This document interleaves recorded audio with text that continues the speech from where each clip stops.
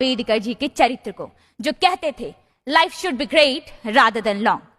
हमारी भारतीय संस्कृति में कहा जाता है फलिन परिचायते, अर्थात फल परिचायक होता है कि वृक्ष कैसा है, और कर्म परिचायक होते हैं कि हमारा किरदार कैसा है। मध्य प्रदेश के इंदौर जिले के महू नगर में एक ऐसे व्यक्तित्व ने जन्म लिया जिस व्यक्तित्व ने स्व की परिधि को लांघकर पर के लिए कार्य किया।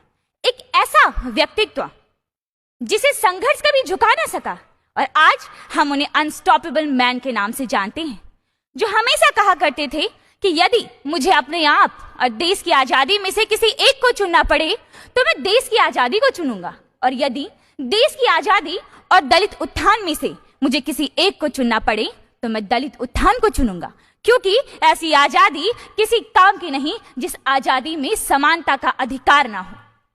ऐसे देवतुल्य स्वतंत्र भारत के प्रथम न्याय मंत्री एवं संविधान सभा के जनक डॉक्टर भीमराव अंबेडकर जी की जयंती पर आप सभी को हार्दिक बधाई। यदि बात बाबा साहेब के बचपन की जाए तो उनका बचपन कई यातनाओं में बीता, परंतु तब भी उन्होंने अपनी शिक्षा को नहीं त्यागा, क्योंकि उनका मानना था कि शिक्षा उस शेरनी का दूध है जो पिएगा वही दहाड़ेगा। इसी सोच के चलते उन्हें लंदन स्कूल ऑफ इकोनॉमिक्स से डॉक्टर ऑफ ऑल साइंस की डॉक्टरेट भी प्राप्त हुई।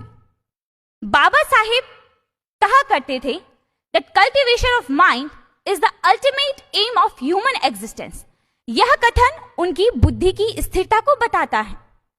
मान्यवर, अब विचार कीजिए कि जिस व्यक्ति के साथ बचपन से ही अमानवीय व्यवहार होता आया, उन्होंने तब भी अपने मन में कभी भी नफरत को नहीं पनपने दिया।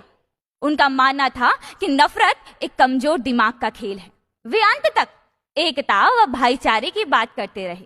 वे कहते रहे, we are Indians firstly and lastly. मुझे गर्व है कि मैंने ऐसे देश में जन्म लिया है जिस देश में बाबा साहिब जैसे महापुरुषों ने जन्म लिया।